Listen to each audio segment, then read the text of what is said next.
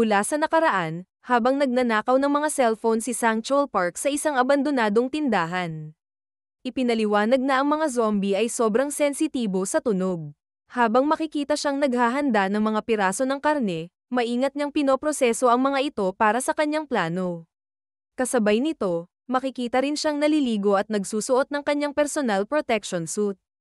Upang itago ang kanyang amoy, palagi siyang nagbubuhos sa kanyang katawan ng fabric softener, mas kilala sa atin tulad ng Downy. Ipinaliwanag na, sa madaling salita, hanggat natatakpan niya ang kanyang amoy at nakakapagtago siya habang inihahatid ang mga zombie sa target, habang siya magiging ligtas lamang. Kasabay nito, makikita si Cholsa na hawak pa rin ang piraso ng karne. Galit niyang sinabi, anong problema nitong karne? Bakit ito maingay? Sira ba to o ano? Samantala, iniisip ni Sang-chul Park, magagamit ko ang mga zombie para gawin ang marurumi kong trabaho. Kahit ang mga slasher, wala silang laban. Habang tumatawa siya, makikita namang unti-unting pinalilibutan ng mga zombie si Cholsa. Idinagdag pa ni Sang-chul Park, tapos na to. Tingnan mo naman ang dami ng mga zombie.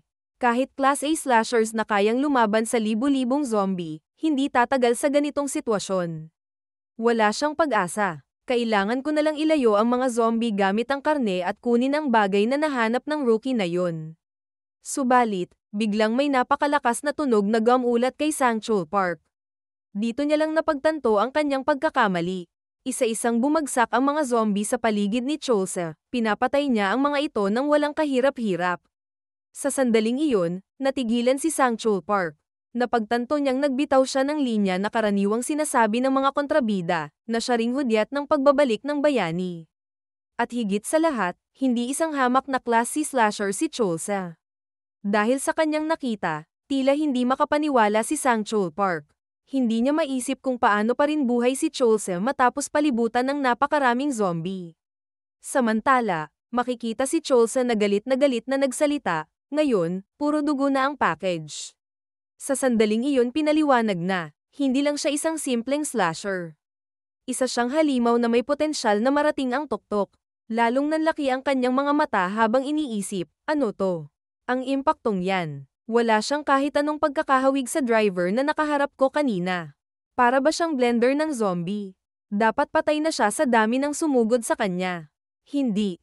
Ayos lang. Mapapagod din siya kung patuloy akong magpapadala ng mga grupo ng mga zombie sa kanya. Isa pa, napakalaki ng Gyeongju at marami pang zombie rito. Dahil dito, muling naghanda si Sang-chul Park ng panibagong karne.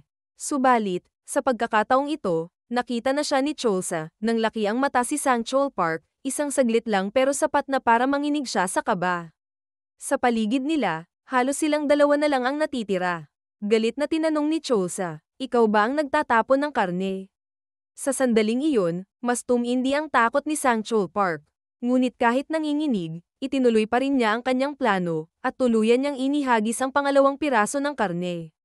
Diretsong tinamaan ulit si Cholsa sa mukha. Muling umalingaw-ngaw ang ingay mula sa bumagsak na karne, agad na nakatawag pansin sa mga zombie sa paligid. Galit na nagsalita si Cholsa, hintayin mo lang. Pinapangako kong papatayin kita. Sa sunod-sunod na pagbagsak ng mga piraso ng karne mula sa ere, patuloy na pinapatay ni Cholsa ang mga zombie na dumarating. Paulit-ulit na naganap ang proseso, hanggang sa maubusan na ng pain si Sang-chul Park, habang si Cholsa naman ay lalo lamang naiinis. Sa sandaling iyon, napaisip si Sang-chul Park, tapos na ako. Wala na akong karne at wala na rin akong mga cellphone. Ang natitira na lang sa akin ay isang malaking patibong, pero magagamit ko lang ito ng isang beses. Mas mabuti pang tumakbo na lang ako. Ang impaktong iyon, hindi siya tao. Biglang may lumitaw na ulo sa tabi niya. Sa kanyang gilid, makikita ang ulo ng isang zombie na tila gumagalaw pa. Napalingon siya kay Cholsa, at sa kanyang pagkagulat, nakita niyang galit na galit ito, may hawak pang isang buhay na zombie. Sa malamig at matalim na tinig, sinabi ni Cholsa, hindi ka makakatakas, kupal ka. Kasabay nito, buong lakas niyang hinagis ang zombie diretso kay Sang-chul Park, sabay sabing, may dapat pa tayong tapusin. Makalipas ang ilang sandali, makikitang mabilis na tumatakbo si Sang-chul Park habang iniisip, ang mga zombie ay kumakain ng tao bilang bahagi ng bagong food chain. Pero kung malakas ang slasher kaysa sa mga zombie, dapat silang patayin. Pagkatapos, masisilayan natin ang Gyeongju World Amusement Park habang iniisip ni Sangchul Park, isa itong perpektong ekosistema ng kasakiman. Ngunit bago pa siya makapagpatuloy, isang bangkay ng zombie ang biglang bumagsak sa kanyang harapan. Nang lingunin niya ang kanyang likuran, nakita niyang patuloy siyang hinahabol ng ating bida. Dahil dito, napasigaw si Sangchul Park, bakit kailangan mo pang lumitaw at sirain ang lahat? Sumagot si Cholsa, anong problema mo? Ikaw ang nagsimula ng laban na to. Ganito mo rin ba pinatay ang taxi driver? Dahil sa narinig, hindi agad nakapagsalita si Sangchul Park. Lalo namang nainis si Cholsa at diretsahang sinabi, hindi mo lang ako ginulo, sinira mo rin ang sasakyan ko. Magbabayad ka rito gamit ang buhay mo. Samantala, may kinuha si Sangchul Park mula sa kanyang bulsa. Napansin ito ni Cholsa at inisip na maaaring baril ang kukunin nito, kaya agad niyang hinawakan ng mahigpit ang kanyang pala. Kasabay nito, mabilis niyang hinagis ang pala habang iniisip, ang unang umatake, siyang mananalo sa laban. Dahil dito, matagumpay na tinamaan ni Cholsa ang balikat ni Sangchul Park. Habang iniinda ang sakit habang natamba sa lupa, ngunit hindi nagtagal, unti-unti siyang bumangon at may halong pagtawa niyang sinabi, hindi ko hahayaan na mabuhay ang tulad mo. Kasabay nito, inilabas ni Sangchul Park ang isang device at agad itong pinindot, sabay sabi, isasama na lang kita sa aking pagbagsak. Biglang nagbukas ang mga naglalakihang speaker sa buong amusement park, naglalabas ng malalakas na ingay na umalingawngaw sa paligid. Kahit ang Ferris wheel ay muling yumandar, kasabay ng pagbuhay ng buong parke sa ilalim ng liwanag ng kuryente. Ang bawat sulok ay punong-puno ng malalakas na tunog mula sa nagkalat na speaker, animoy isang bangungot na pumupukaw sa lahat ng patay na nilalang sa lungsod.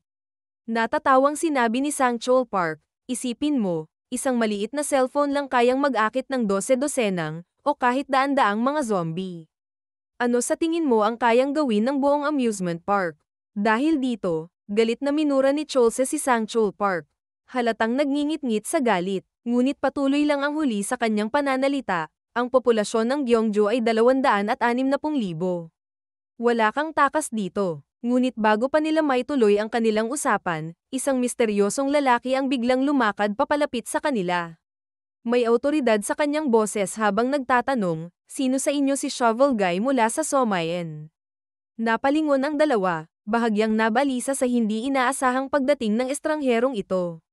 Ngunit hindi nagtagal ay muling nagsalita ang lalaki. Hindi niyo ba ako narinig? Makikita ang isang matandang lalaki ang unti-unting lumapit sa kanila. Sa matigas na boses, muling nagtanong ito, tinanong ko kung sino sa inyo ang Shovel Guy mula sa Somayen. Naisip ni Cholsa, sino itong matandang to? Paano siya nakapasok dito? Mas mahalaga, anong ginagawa niya rito? Sa gitna ng ingay ng mga speaker, muling nagtanong ang matanda, sino ang Shovel Guy? Ngunit nang walang sumagot agad, makikita ang pagkainis sa kanyang mukha. Bigla niyang inilabas ang kanyang aura, kasabay ng pagkuha ng isang bagay mula sa kanyang likod. Sa galit na tinig, sinabi niya, wala bang nagturo sa inyo na huwag putulin ang pagsasalita ng isang nakatatanda? Kasabay nito, isang mabilis na hampas ng nylon ang bomb alot sa paligid. Sa isang iglap, isa-isang nasira ang lahat ng speaker sa buong amusement park, pinatahimik ang nakakabinging ingay. Napatigil sina Cholsa at Sangchul Park, parehong nagulat sa bilis ng kilos ng matanda. Ngunit bago pa nila maisip kung ano ang susunod na mangyayari, galit na muling nagsalita ang matanda, sino sa inyo ang may utang kay Jaeyoung Choi? Sagutin niyo ako. Sa puntong iyon, ipinakilala ang matanda bilang si Sir Chil Sam Kim, kilala bilang fishing philosopher, isang Class A slasher mula sa Choi and Jung Company, na may naitalang 112,700 napatay na zombie.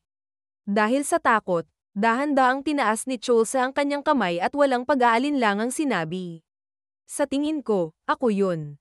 Bago pa man mangyari ang lahat sa amusement park, makikita si Chil Sam Kim na nagsasalita, gusto mo akong ipadala para iligtas ang isang bag itong slasher.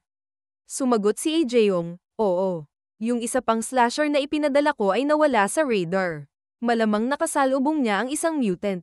Subalit sinabi ni Chil Sam Kim, baka ang tinutukoy mo ay ang taong pumapatay ng mga slasher. Dahil dito, Tila pinagpawisan si Ejeyong, at kahit halata ang kaba, tahimik na lamang siyang tumango. Kasabay nito, idinagdag niya, tinawagan ko na ang isang chopper para makapunta rito. Darating iyon sa loob ng 30 minuto. Ang trabaho mo ay iligtas ang bagitong slasher, ang tinatawag nilang shovel guy mula sa Somayen. Sa harapan ni Chil Sam Kim, makikita ang isang napakalaking halaga ng pera. Dagdag pa ni Ejeyong, gawin mo ito para sa akin, at babayaran kita ng 50 bilyong won. Subalit, sa halip na matuwa, mabilis na sinarado ni Chil Sam Kim ang briefcase na naglalaman ng pera. Galit niyang sinabi, hindi, mali yan. Tinitigan niya si Ejeyong at seryosong sinabi, alam mong hindi ako nandito para sa pera, young boss. Kasabay nito, itinulak niya pabalik ang briefcase at diretsong binanggit ang tungkol sa cure, na siyang ikinagulat ni Ejeyong. Nag-aalalang sumagot si Ejeyong, sandali lang, alam kong mahalaga ito, pero masyado namang kalokohan ang hinihingi mo. Kaya napatayo si Ejeyong at sinabi, ang isang shot ng cure ay madaling maibebenta kung itatakda ko sa 300 bilyong won. Pero kahit hindi ko ibaba ang presyo nito, siguradong may bibili pa rin, kahit taasan ko pa ang halaga nito. Ngunit sa kabila ng kanyang pagtutol, nanatiling kalmado si Chil Sam Kim, hindi naman ako ang nasa labas ng pader, young boss. Yang bago mong laruan ang nandyan, tandaan mo yan. Sa isang iglap, inihagis ni Chil Sam Kim ang briefcase kay Ejeyong at nagsalita, ang nangangailangan ang hindi nagdidikta ng kondisyon. Wala akong panahon maghintay, kaya ako ang magtatakda ng kasunduan. Matapos nito, seryoso niyang idinagdag, kapalit ng isang shot ng cure, ililigtas ko siya at ituturo ko sa kanya ang lahat ng nalalaman ko. Bukod pa riyan, ibibigay ko rin sa iyo ang 200 bilyong won na naipon ko mula sa ibang misyon. Tumingin siya kay Ejeyong, masyado akong abala, young boss. So ano? Tatanggapin mo ba ang alok ko o hindi? Sa kasalukuyan, habang tinatanong ni Chil Sam Kim, sino sa inyo ang may utang kay Ejeyong Choi? Sagutin niyo ako. Itinaas ni Cholsa ang kanyang kamay at walang pag-aalinlangang sinabi, sa tingin ko, ako yun. Kaya naisip ni Chil Sam Kim, napansin ni Ejeyong Choi ang mahusay na balanse ng katawan ng binata, kahit patila hindi ito sanay sa tunay na labanan. Ipinanganak ba siyang ganito? May halong galit sa kanyang mga mata, at ang mga kalyo sa kanyang kamay ay patunay na dumaan siya sa matinding hirap sa buhay. Muling nagsalita si Chil Sam Kim, walang espesyal sa laruan na to, pero nasa kanya ang tamang katangian. Samantala, sa isip ni Cholsa, hindi niya mapigil ang magduda. Mukhang pinadala siya rito ng lintik na loan shark, pero bakit parang sinusuri niya ako? Dahil sa pagtataka, nagtanong siya, sino ka ba, tanda? Ngunit sa halip na isang maayos na sagot, isang malamig at matigas na sagot ang ibinigay ni Chil Sam Kim, isipin mo na lang na ako ang magiging master mo, bata. Nagulat si Cholsa at agad na tumutol, hindi ba dapat ikaw ang maghahatid sa akin pabalik ng Busan? Saan nanggaling yang kalokohan na yan? Ngunit bago pa siya makapagtanong pa, unti-unti na nasa Ira ang gate na humaharang sa mga zombie. At sa kalaunan, tuluyan ng bumagsak, sabay sa paglusob ng napakaraming gutom na kalaban. Walang pag-aalinlangan, tumakbo si Cholsa palapit kay Chil Sam Kim at nagsabi, tanda, tapusin muna natin tong mga to bago tayo mag-usap. Ngunit bago pa siya makalapit sa kanyang bagong master, isang malakas na hampas mula sa fishing rod ni Chil Sam Kim ang tumama sa kanya, dahilan upang indahin niya ito. Kasabay nito, sinabi ni Chil Sam Kim, ano sa tingin mo ang ginagawa mo? Hindi pa tapos magsalita ang iyong master, bata. At siguraduhin mong tatapusin mo ang pagsasalita mo ng may kasamang paggalang. Buwisit na bata ka, sumagot si Cholsa. Sino may sabing master kita? At paano tayo makakalabas dito, sir? Tugon ni Chil Sam Kim, inutusan ako ng amo mo para turuan ka. Akala mo ba makakaalis ka ng klase habang nasa kalagitnaan pa tayo ng aralin? Hindi ka ba nakapasok sa eskwelahan? Bata, naisip ni Cholsa, para siyang yung loan shark na mahilig magsuot ng maskara. Wala siyang pakialam sa sinasabi ng kausap niya. Subalit sa isip ni Chil Sam Kim ng sandali na iyon, talagang ibang-iba na ang mga bata ngayon. Samantala, papalapit na ang mga zombie sa kinatatayuan niya. Muling nagsalita, sige, bata. Simulan natin sa isang simpleng tanong para sa unang leksyon mo. Ano ang pagkakapareho ng pangingisda at pagpatay ng zombie? Napatigil si Cholse sa narinig. Pangingisda, anong kinalaman niyan sa mga zombie? Tanong niya sa sarili. Kasabay nito, kinabit ni Chil Sam Kim ang isang isda sa dulo ng kanyang fishing rod, kitang-kita sa kanyang mukha ang matinding focus. Kasabay nito, hinanda na ni Chil Sam Kim ang kanyang fishing rod ng sandali na iyon. Kasabay nito, seryoso niyang sinabi, ito ang tinatawag na, the thrill of the bite. At sa isang iglap, umatake siya. Ang kanyang fishing rod ay gumalaw ng may nakamamanghang bilis, at bawat hampas nito ay nagpatamba sa mga nilalang sa paligid niya. Habang patuloy siyang nagsasalita, ngayon, paano mo sila mapipilit na kagatin ang bitag? Ngunit hindi na nakapagpigil si Cholsa at napasigaw, kalokohan yung thrill of the bite mo, tanda. May zombies sa likuran mo. Hindi man lang natinag si Chil Sam Kim at malamig na sagot niya.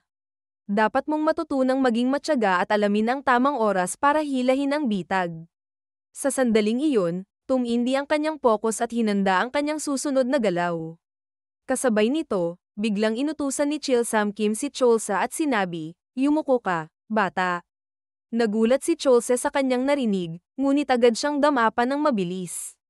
Sa isang iglap, isang malakas at napakabilis na hampas ang pinakawalan ni Chil Sam Kim gamit ang kanyang fishing rod. Napakabilis ng kanyang galaw na halos hindi maaninag ang pag-atake, tanging mga liwanag na linya sa leeg ng mga zombie ang makikita. Dahil dito, hindi maiwasan na magulat si Cholse sa kanyang nasaksihan. Ilang segundo ang lumipas, at bigla na lang, naputulan ng ulo ang isang zombie. Hindi pa doon natapos. Sa isang atake na iyon, isa-isang nalaglag ang mga ulo ng napakaraming zombie sa paligid. Dahil dito, halos hindi na makapagsalita si Cholse sa kanyang nasaksihan. Kahit ang mga nasa paligid ay halos masira ng madaanan ng nylon ni Chil Sam Kim. Kaya naman, nasabi na lamang ni Cholse, ilan ang napatay mo sa isang swing na iyon? Sumagot si Chil Sam Kim, well, inihagis ko ito mga 100 talampakan, kaya dapat ay nakapatay ito ng ilang libong zombie. Kaya naisip ni Cholse, ilang libo? Hindi, 10-10 bilyong won ang katumbas ng isang galaw lang. Ang matandang ito, kahit wala siyang pakialam sa sinasabi ng iba, isa siyang makinang gumagawa ng pera. Subalit, sa gitna ng kanilang pag-uusap, isang napakalaking halimaw ang lumitaw sa likod ni Cholse at nagsalita, sino ang nagsabing napatay niyo na ang lahat ng zombie? Kasabay nito, biglang bumagsak ang maskara ni Sang-chul Park sa lupa. Mula rito, nalaman natin na siya mismo ang halimaw na ito. Sa nakakatakot na boses, subalit medyo nabubulol, nagsalita siya at sinabi, narito pa rin ako, at buhay pa rin. Nang makita ito ni Cholse, agad siyang napatanong, ano yang bagay na yan? Isa ba yang zombie? Mukha siyang nagbago matapos siyang tamaan ng palako na may dugo ng zombie. Pero bakit ganyan ang anyo niya? Sumagot si Chil Sam Kim, ang tawag dyan ay isang mutant. May maliit na posibilidad na ang isang zombie ay mag-evolve at maging ganyan. Bahagya pa lang siyang nag-mutate kaya malamang isa lang siyang Class C mutant. Dahil dito, hindi maiwasan na magalit si Sang-chul Park. Sa kabila ng kanyang lakas ngayon, itinuring pa rin siyang isang simpleng Class C kasabay nito, naalala niya ang sinabi sa kanya ni Ejeyong, kung hindi mo gusto ang kinikita mo, pagtrabahuhan mo ang class level mo. Dapat nga nagpapasalamat ka na kumikita ka pa bilang isang Class C slasher. Sa sobrang inis, agad siyang umatake habang nagsisigaw, yang Class C na naman. Sa isang iglap, tinamaan si Chil Sam Kim ng isang napakalakas na atake. Sa lakas ng impact, tumilapon siya sa malayo, ramdam ang bigat ng suntok ni Sang-chul Park. Habang nakatingin ito kay Cholse na tila naluluha, nagsalita siya, ayoko sa mga rookie na katulad mo. At lalo na sa mga ranked slashers na kagaya mo. Peste kang pilosopong mangingisda. Kasabay nito, kitang-kita ang matinding galit sa kanyang mata nang ipagpatuloy niya, papatayin ko kayong dalawa bago tuluyang maglaho ang aking katinoan. Kasunod nito, agad na dumampot si Cholse ng isang piraso ng bakal habang nagsalita, ano yun? Hindi kita naintindihan dahil puro ka nalang daldal at pautal-yutal. Dahil sa pang-iinsulto, lalo pang nag-init ang ulo ni Sang-chul Park. Agad siyang naglunsad ng pag-atake habang minumura niya ang ating bida. Sa sandaling iyon, naisip ni Cholse, mas malaki ito kumpara sa ibang zombie, pero ang bilis din niya. Kaya ko bang makaiwas sa oras? Halos ilang pulgada na lang ang layo ng kamao ng halimaw, handa nang lumusab at durugin siya. Ngunit bago pa ito mangyari, isang matinding liwanag ang biglang lumitaw. Sa isang iglap, naputol ang braso ni Sang-chul Park. Nagulantang siya sa nangyari, hindi makapaniwala sa bilis ng pangyayari. Maging si Cholsa ay hindi agad nakapagsalita, isang kisap mata lang, at ang napakalakas na mutant sa harapan niya ay biglang nawalan ng isang braso. Mula sa likod, isang figure ang lumitaw at nagsalita, ang suntok na yun, parang nagpapaalala sa akin na nagkita na tayo noon bilang mga slasher. Kung hindi ako nagkakamali, ikaw si T-Ghost. Ikaw yung duwag na laging naka-protection suit. Dito ay makikita si Chil Sam-kim habang kinukwento niya. Habang nakikipaglaban ng ibang slasher sa mga zombie, ikaw naman palihim na tumatakas. Imbes na lumaban, ninanakawan mo ang mga tindahan. At para lang makumpleto ang pagiging basura mo, naging slasher hunter ka pa. At ngayon, isang mutant. Nakakaawa ka. Dahil sa narinig, halos sumabog sa galit si Sang-chul Park. Kaya't agad siyang naglunsad ng pag-atake kay Chil Sam-kim. Ngunit bago pa niya maabot ang kanyang target, isang nakakasilaw na liwanag ang muling lumitaw. Sa isang iglap, nahati sa dalawa ang katawan ni Sang-chul Park, isang mabilis at malinis na paghiwa na halos hindi na niya namalayan. Pagkatapos ng lahat, walang sabi-sabing pinulot ni Chil Sam-kim ang kanyang gamit at tinawag si Cholsa at nagtanong. Saan na nga ba tayo natigil kanina? Bahagyang natulala si Cholsa sa bilis ng mga pangyayari, pero agad siyang sumagot, binanggit mo ang tungkol sa mga zombie, pangingisda, at yung sinasabi mong thrill of the bite. Dito ay sinabi ni Chil Sam-kim, may isa pang bagay na dapat mong tandaan. Naguluhan si Cholsa sa kanyang sinabi, pero patuloy lang si Chil Sam-kim sa pagpapaliwanag. Pagtatawanan ka ng mga tao dahil sa ginagawa mo, ang pagpatay ng mga zombie para lang kumita ng pera. Tatawagin kang isang mamamatay tao, isang verdugo na pumuputol sa dati mga tao rin. Pero tandaan mo, hindi mo kailangang maging isang halimaw para lang makaligtas. Pagkatapos nito, lumingon siya at nagsabi, Tara na. Naghihintay sa'yo si Jaeyoung Choi. Mula sa nakaraan, makikita si Chil Sam-kim na nasa tabi ng isang ilog, habang makikitang nakahuli siya ng isda. Habang pinagmamasdan ito, napabulong siya, mukhang napakabait mong isda. Ngunit bago pa niya mailagay ng maayos ang huli, biglang tumunog ang kanyang cellphone. Agad niya itong kinuha at napaisip kung sino ang maaaring tumawag. Nang tingnan niya ang screen, lumabas ang larawan ng isang magandang babae, ang kanyang anak. Masayang sinagot ni Chil Sam-kim ang tawag at sinabi, ang tagal mong hindi tumawag. Ano bang nangyari? Nag-away kayo ng asawa mo ulit? O baka naman tinatawagan mo ako ng maaga para sabihing hindi ka makakadalaw ngayong holiday? Ngunit nagulat na lamang si Chil Sam-kim nang marinig niya ang boses ng kanyang anak, takot na takot habang tinatawag siya. Kaya, kinakabahan, agad na nagtanong si Chil Sam-kim, ano yun? Anong nangyayari? Sa kabilang linya, makikita si Jaeyoung, nakakulong sa loob ng isang kwarto. Mula sa labas ng pinto, may maririnig na malalakas na kalabog. Parang may pilit na bumubukas nito. Nanginginig ang kanyang tinig habang sinasabi, si Jisung, kinagat niya ang asawa ko. Dumudugo siya at may bula na rin ang bibig niya. Hindi ko alam ang gagawin, Dad. Dahil dito, natatarantang sinabi ni Chil Sam-kim, ano yang pinagsasasabi mo, Jaeyoung? Huminga ka ng malalim, magsalita ka ng dahan-dahan. Ngunit lalo lang lumakas ang kalabog sa pinto, at mas lalong natakot si Jaeyoung. Anong gagawin ko? Wala akong matawagan sa emergency services. Nandito ako sa kwarto, pero pilit akong pinapasok ni Jisung. Sa narinig niyang desperasyon sa boses ng anak, agad na tumayo si Chil Sam-kim at nagmamadaling umalis. Sandali lang, pupunta na ako dyan. Huwag kang lalabas, manatili ka lang dyan. Biglang tumaas ang boses ni Jaeyoung at sinabi, Dad, natatakot ako. Dahil dito, napasigaw si Chil Sam-kim sa takot habang tinatawag ang kanyang anak. Jaeyoung, naririnig mo pa ba ako?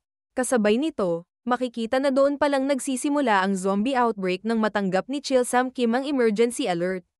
Mula sa kasalukuyan, makikita na kakagising lamang ni Chil Sam-kim sa loob ng chopper. Kasabay nito, maririnig ang boses ng piloto, Slasher, nakalapag na tayo sa rooftop ng Aqua City Tower. Marami na akong narinig tungkol sa iyong mga ginawa. Isang karangalan na ikaw ay nasa sasakyan ko, sir.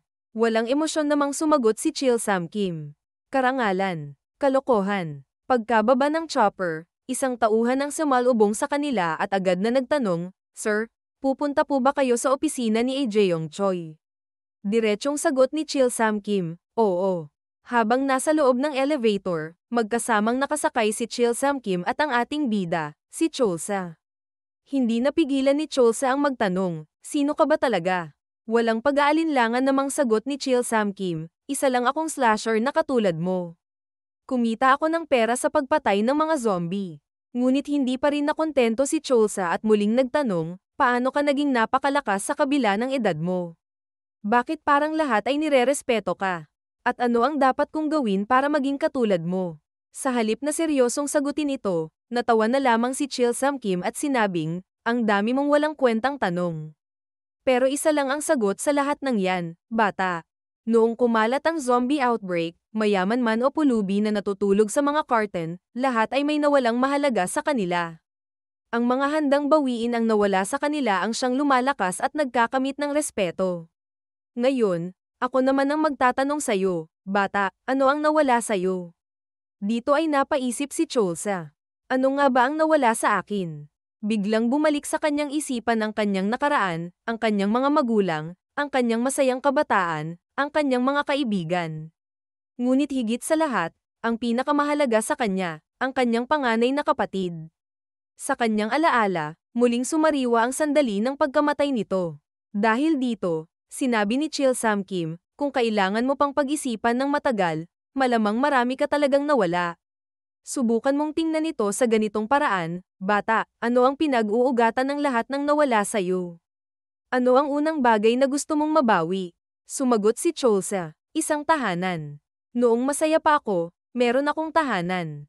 Kasabay nito, lumitaw sa harapan nila si Jaeyoung, hawak ang isang susi. At malamig na sinabi, tungkol dyan. Hawak ko na ang bahay mo bilang collateral. Hindi na ito sayo. Dahil dito, sa gitna ng kanyang galit, tinawag ni Cholsa si Jaeyoung na Little Bitch. At sa mas lalong pag-init ng kanyang damdamin, dinagdag pa niya, ano? Anong karapatan mong gawin yan? Hindi mo pwedeng basta kunin ang bahay ko. Nang marinig ito, agad na nag-apoy ang galit ni Jaeyoung. Ano yang tinawag mo sa akin?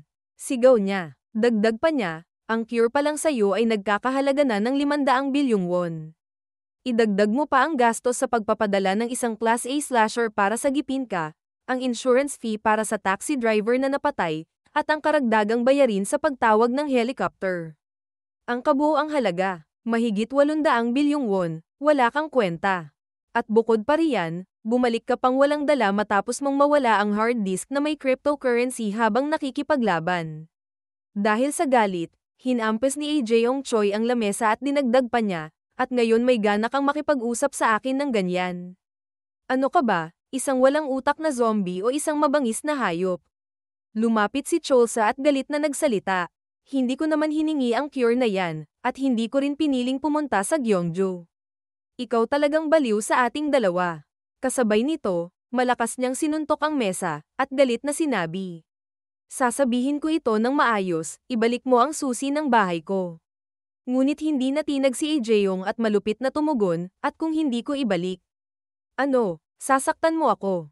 Alam mo bang hawak kita sa leeg? Dahil sa narinig, hindi napigilan ni Cholsa ang kanyang galit at agad na naglunsad ng isang malakas na suntok kay Jaeyoung Choi. Ngunit bago pa ito lamapat, isang nakakatakot na tinig ang pumihil sa kanya, si Chil Sam Kim. Huwag kang gagalaw, kung hindi, mawawala ang kamay mo, malamig niyang binitiwan. Itigil mo muna ang pakikipagtalo sa young boss. Ano ba talaga ang inirereklamo mo? Ngunit galit na sumagot si Cholsa. Paano mo nasasabing itigil ko na ito, tanda? Bahay ko yan. Karapatan kong maging zombie kung gugustuhin ko. Pero yang bruha na yan, kinukuha ang lahat sa akin. Dahil sa narinig, naging kalmado si Chil Sam Kim at sinabi, bayaran mo siya. Sabi ko na kanina, kailangan mo lang bawiin ang mga nawala sa'yo. Ang kailangan mong gawin, pumatay ng maraming zombie, kumuha ng mga trabaho mula sa kanya, kunin ang ilang mahahalagang bagay, magtayo ng bagong teritoryo, at sumipsip sa gobyerno. Maraming paraan para mabayaran ang utang mo. Tutulungan kita, sinabi ko nang ako ang magiging master mo. Kaya dito, dahan-daang ibinaba ni Chulsa ang kanyang kamay, kasabay na rin ang pagbitaw ni Chil Sam Kim sa kanyang armas. Ngunit muling tumingin si Chulsa kay Ijeyong at galit na sinabi, sa araw na mabayaran ko lahat ng utang ko at mabawi ang bahay ko, bubugbugin kita ng walang alinlangan. Ngunit hindi natinag si Ijeyong. Sa halip, inasar pa niya si Chulsa at sinabing, hihintayin ko ang araw na yan. Para naman hindi ako malugi dahil sayo.